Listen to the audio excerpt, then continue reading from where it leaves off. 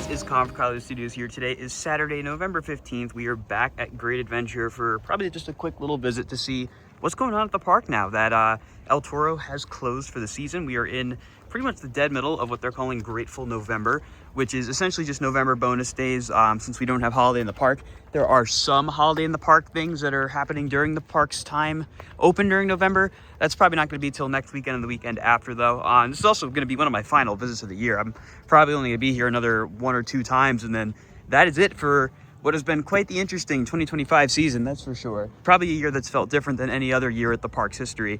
A couple of things I want to note as I was coming in that I noticed. For one, they are now using a actual scanner at the parking, not the phones, which probably goes along with that new update they've had across the board, where they have different barcodes, different system scanning past barcodes and all of that.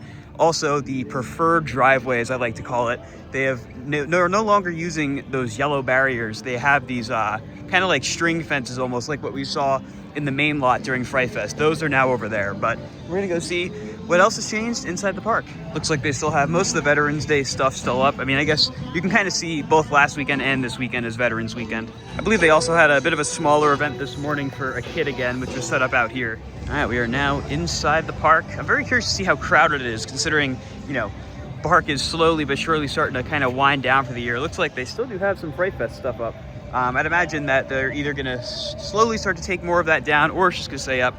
And look at that, the Eagle's still up too. So they're definitely kind of treating this as a extension of Veterans Weekend. Kind of forgot to mention this last week, but with the end of Fright Fest, of course, brings the return of the Looney Tunes over here. And it looks like they are now taking photos up here in the front by the fountain, or at least what was the fountain, to kind of have that eagle in the photos, which is probably a really nice photo op with the Looney Tunes and the eagle. Now, Houdini looks closed. I don't know if this means it's cut for the year. I'd be surprised if it was already closed for the year, but you know, it's definitely not. You can see there's still people in line, so that's just a temporary downtime. Looks like we got Bugs and Daffy in their Veterans Day attire down here on Dream Street, which is probably not going to be too crowded going forward. I mean, we do still have Frontier Adventures open, which it is a little weird that, you know, it's pretty much just Toro that got cut early for the year, although it makes sense knowing that it's getting the retrack, but usually they just close this whole area of the park all at once, so it's gonna be a little strange to have it kind of just dead end down there. Looks like Primo's down here by El Toro has probably been cut for the year. Now, I'd venture to say that there are probably a lot of surprised individuals come into the park now when they see that with Plaza de Carnaval boarded up. That's kind of what I figured they would do, because they didn't really announce it, which they don't usually announce it for the end of the year. They kind of just, you know, close it. But I'd imagine a lot of people who aren't really in the know might be a little surprised by that. Actually, over at Toro, you can see they already might be starting to retract. They have some orange tape over some areas of the structure over there near the track. Actually, is that track missing? I think they already have track missing. Wow, they are not missing any time with this retract. That is great to see. So now it's going to be a fun challenge to try and track every piece of track that is missing on Toro. I guess we have till the end of the year to figure it out. But that is a great sign that they're starting there. That has always been, to me, one of the roughest parts of the ride. There's always been a series of bumps right there. They fixed one of them earlier this year, and it looks like the rest of them will finally be eliminated with this new round of retracking with that prefabricated track that we have seen in the arena over there. I am going to keep a close eye on the rest of this structure to see if I find any other pieces of missing track. We don't know for sure which areas of the ride they are going to be retracking. We're kind of just guessing at this point. I would imagine that it's probably going to be most of the latter half of the ride, probably from the turnaround drop to the twister section. That's just my personal guess.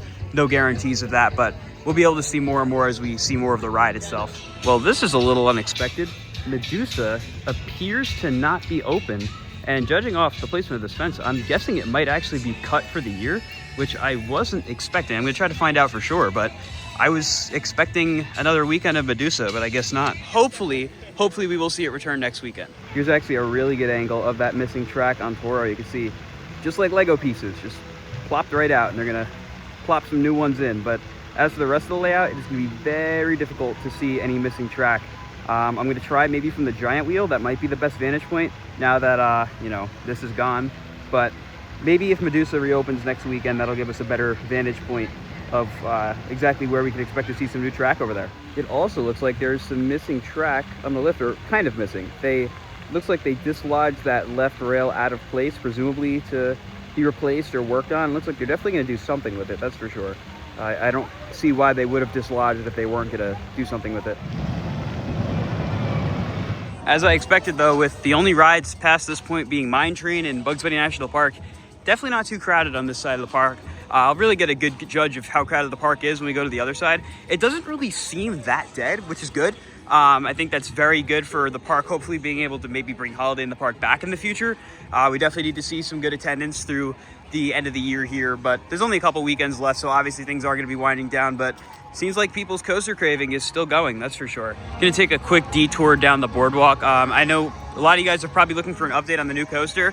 I'm gonna be honest, there's really nothing to update you guys on. I mean, all the concrete is done as of right now. We don't know if there's gonna be another footer after that big one we saw. There definitely could be, but I haven't seen any signs of that really being poured yet. I do know that all the caps are basically done for the entire layout, which is really, really exciting. It's a really important piece of the puzzle there. Now we just gotta, of course, wait for track and support shipments. That's really gonna be the telltale sign of how quickly we see this thing go up. Magic Mountain, they just got some of the track and supports for their new coaster, which is going to be a Vekoma kind of flying coaster, which is really cool. So I'm hoping that maybe we'll see our stuff come soon. That's not me saying it's Vekoma, because it's not, but hopefully we get our pieces sooner than later. But even when that new coaster does open, I don't think we're going to see those gates open to the Golden Kingdom for quite a while. Here's a decent view through the fence of what I'm talking about with those caps being done. Obviously you can't see the entire layout from here, but trust me when I say they're pretty much all done.